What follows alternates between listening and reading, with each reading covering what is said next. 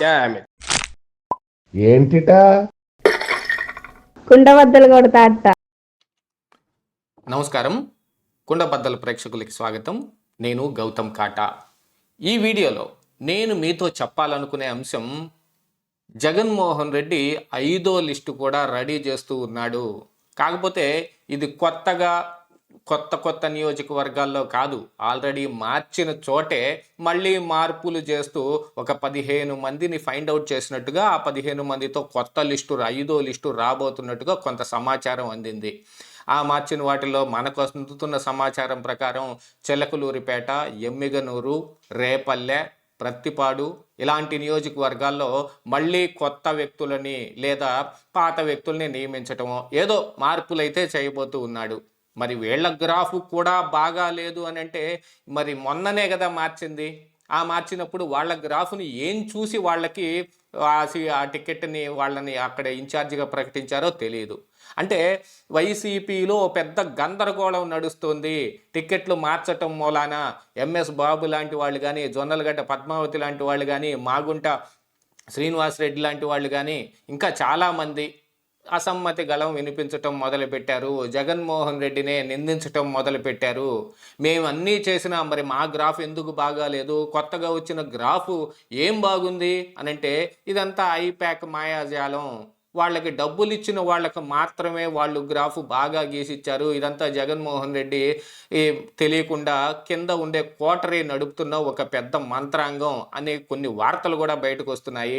మరి ఆ కోటరీలో ఎవరు, సజ్జల రామకృష్ణారెడ్డో, ధనుంజయ రెడ్డో, లేకపోతే మిథున్ రెడ్డో, మిగతా ఎవరెవరు వైవి సుబ్బారెడ్డో ఎవరున్నారో వాళ్ళందరూ ఎవరెవరికి సీట్లు ఇప్పించుకున్నారో అక్కడంతా మళ్ళీ ఒక పెద్ద సంక్షోభం మొదలైపోయి అక్కడ నుంచి కొత్త వాళ్ళని ఏర్పాటు చేసుకోవటమా, లేదా పాత ఇన్ఛార్జీలని ఇప్పుడు రేపల్లె ఉన్నారనుకుంటే అక్కడ ఆయనకి కంపల్సరీ ఇవ్వాల్సిన అగత్యం ఏర్పడింది. మోపిదేవి వెంకటరమణ కుటుంబంలో ఆయన కుమారుడికి అక్కడ టికెట్ ఇవ్వాలని. ఎందుకంటే ఆయనకు ఆల్రెడీ రాజ్యసభ సీట్ ఇచ్చారు కాబట్టి అక్కడ కూడా ఆలోచించేలాంటి పరిస్థితులు వచ్చాయి.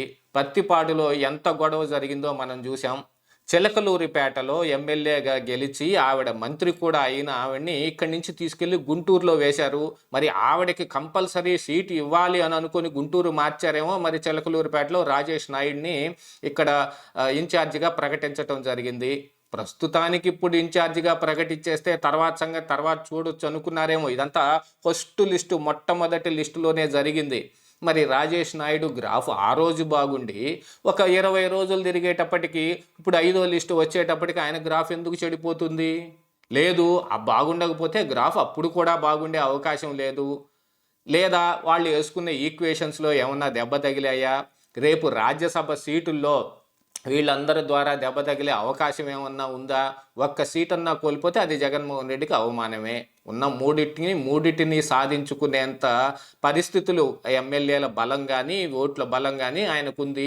అయినా కూడా ఒక 58 మంది ఎమ్మెల్యేలని మార్చటం, 10 మంది ఎంపీలని మార్చటం ఈ గత 4 లిస్టుల్లో జరిగింది అదే. వాళ్ళందరి మీద మళ్ళీ పునరాలోచన చేస్తూ ఉన్నారు అని అంటే ఇదంతా బొజ్జగింపు చర్యల కాదా అని అందరూ ఆశ్చర్యపోతూనే ఉన్నారు. మొన్నటి దాకా గ్రాఫ్ బాగలేదు అన్న వాళ్ళని పునరాలోచన చేస్తూ ఉన్నారు అని అంటే, సరేలే ఆ సీటు పోయినా పర్వాలేదు అనే ఆలోచనలు ఏమన్నా ఉన్నాయా? ఎవరు అలా ఉండరు.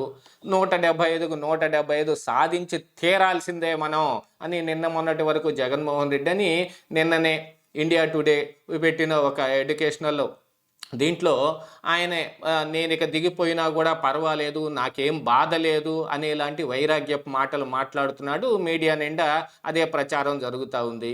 సరే, ఇక ఎల్లో మీడియా అలాంటి ప్రచారమే చేస్తుందని అంటున్నప్పటికీ కూడా మరి ఈ కొత్త లిస్టు 5వ లిస్టు 15 మందితో మార్పులు జరిగే దాంట్లో మొత్తం మళ్ళీ మార్పులు ఎక్కడెక్కడైతే చేశారో అక్కడే మళ్ళీ మార్చుకుంటూ వస్తూ ఉన్నారనంటే దీనంతటికీ కారణం ఏమిటి అనంటే ఇక ఉన్న పరిస్థితిని అర్థం చేసుకోవడమే.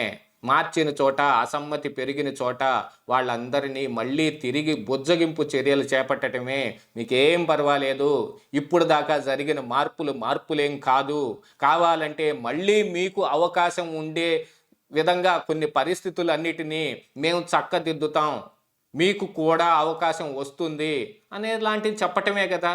ఒక నలుగురిని ఇప్పుడు మార్చారనుకోండి, మళ్ళీ వచ్చి 5వ లిస్టులోనో 10వ లిస్టులోనో 15వ లిస్టులోనో మళ్ళీ ఉన్న అందరికీ తిప్పి ఇదే సిట్టింగ్ ఎమ్మెల్యేలకో లేకపోతే మార్చిన చోట ఎవరెవరైతే ఉన్నారో తిరిగిన మార్పు దాన్ని యాక్సెప్ట్ చేయలేని వాళ్ళందరినీ మళ్ళీ తిరిగి బుజ్జగించటం కోసం చేస్తున్నట్టుగా కనిపిస్తోంది కదా.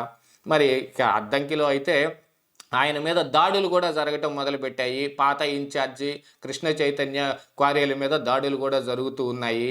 మరి వీటన్నిటికీ ఏం సమాధానం చెబుతారో, మరి వాళ్ళందరి గ్రాఫులు మళ్ళీ ఎలా బాగుంటాయో, వీళ్ళందరి గ్రాఫ్ బాగుండకుండా జగన్మోహన్ రెడ్డి గ్రాఫ్ మాత్రం ఎందుకు బాగుందో దానికి ఏం సమాధానం ఉండదు. కాకపోతే ఇప్పుడు వైసీపీలో అయితే ఒక పెద్ద ముసలం పుట్టింది. ఈ అసమ్మతిని అసలు జగన్మోహన్ రెడ్డి ఎక్స్పెక్ట్ చేయలేదు. ఎందుకంటే వైఎస్ఆర్ కాంగ్రెస్ పార్టీకి జగన్మోహన్ రెడ్డి సుప్రీం. ఆయన ఏ మాట చెబితే ఆ మాట జరిగి తీరాల్సిందే. కాకపోతే ఆయనతోటి సత్సంబంధాలుగా ఉన్న వాళ్ళు, ఆయనతో మాట్లాడగలిగే వాళ్ళు, అంటే జగన్మోహన్ రెడ్డి కింద ఉన్న ఈ ఎమ్మెల్యేలతోటి కానీ ఎంపీలతోటి కానీ ఎవరితోటి మాట్లాడే అవకాశమే లేదు. ఎవరికి ఆ అవకాశం ఇవ్వడు. మాట్లాడగలిగింది సజ్జల రామకృష్ణారెడ్డి, మాట్లాడగలిగింది వైవి సుబ్బారెడ్డి, ఆ ధనుంజయ రెడ్డి, ఎవరికైతే బాధ్యతలు అప్పగించారో వాళ్ళకే. వాళ్ళు కూడా ఎమ్మెల్యేలందరినీ పిలిచి మీకు అది బాగాలేదు, మీకు ఇది బాగాలేదని వాళ్ళ తప్పులన్నీ ఎత్తి వాళ్ళ మొహానే చెప్పి ఇక మీరు వెళ్ళండి, మేము కొత్త ఇన్ఛార్జిని నియమించుకుంటాం అనంటే జగన్మోహన్ రెడ్డి గారితో ఒకసారి మేము మాట్లాడతామన్నా కూడా అవకాశం ఇవ్వలేదు. కానీ ఇప్పుడు అందరినీ పిలిచి జగన్మోహన్ రెడ్డి స్వయంగా చదువుతాను, నేను వాళ్ళతోనే మాట్లాడతాను, మీకు వేరే పార్టీ పదవుల్లో కానీ మరి ఇతరత్ర పదవుల్లో కానీ మళ్ళీ మనం తిరిగి అధికారాన్ని నిలబెట్టుకుంటే వాటన్నిటిలో మీకు అసైన్ చేసే అవకాశం ఉంది అని నమ్మబలుకటం కోసం జగన్మోహన్ రెడ్డి గారు కూడా గలవటానికి సిద్ధపడుతున్నారు అనేది కూడా బయటకు అందుతున్న సమాచారం. ఈ సమాచారం బట్టి అంతటినీ చూస్తుంటే జగన్మోహన్ రెడ్డి మళ్ళీ ఆ తారుమారు తక్కడమారు ఆటని మళ్ళీ ఆ మొదటి నుంచి బిగిన్ చేశాడు. ఈ విషయాన్ని మనం 2 రోజుల కిందటే చెప్పుకున్నాం. మళ్ళీ వీళ్ళందరితోటి మంతనాలు జరిపి మళ్ళీ వీళ్ళందరినీ బుజ్జగించే కార్యక్రమాలు చేపట్టాడు. దీనంతటికీ కారణం రాజ్యసభ ఎన్నికలు మాత్రమే. ఆ ఎన్నికలు అయిపోయిన మరుక్షణం మళ్ళీ వీళ్ళందరూ ఎవరు సోదిలో కూడా ఉండరు. అసలుకే ఈ రాజ్యసభ ఎన్నికల దగ్గరనే వాళ్ళు ఒక విచిత్రమైన ప్రచారం కూడా మొదలుపెట్టారు. ఎవరెవరైతే ఇప్పుడు ఉన్న 58 మందిలో ఒక 50 మంది దాదాపుగా విపక్షాలతోటి టచ్లోకి వెళ్ళిపోయారు, వాళ్ళతోటి మాట్లాడేసుకోవటం కూడా జరిగిపోయింది అనే వార్తలు వస్తున్న తరుణంలో ఒక సీటుని మాత్రం మిస్ అయ్యే అవకాశం ఉంది అని ఇప్పుడు చేతులు కాలేక ఆకులు పట్టుకున్న చందంలో ఇప్పుడు వాళ్ళందరినీ బుజ్జగింపు కోసం పిలిచారు. సరే, వాళ్ళ పార్టీలో ఎన్నెన్ని లొకలొకలు ఉంటాయి, ఏమేమి జరుగుతాయి అని అంటే అది వాళ్ళ సొంత విషయమే కావచ్చు. కానీ ఈ మార్చిన వాళ్ళందరికీ ఏం గ్రాఫ్ బాగలేదు, మార్పులో కొత్తగా వచ్చిన వాళ్ళ గ్రాఫ్ ఏం బాగుంది, 20 రోజుల కిందట బాగున్న గ్రాఫ్ ఇప్పుడు ఎందుకు బాగోలేకుండా పోతుంది అని అంటే ఈ గ్రాఫులన్నీ వీళ్ళు మేనేజ్ చేస్తున్న మేనేజ్మెంట్ అని అనిపించటం లేదా? ఇదే ఈరోజు కుండబద్దలు.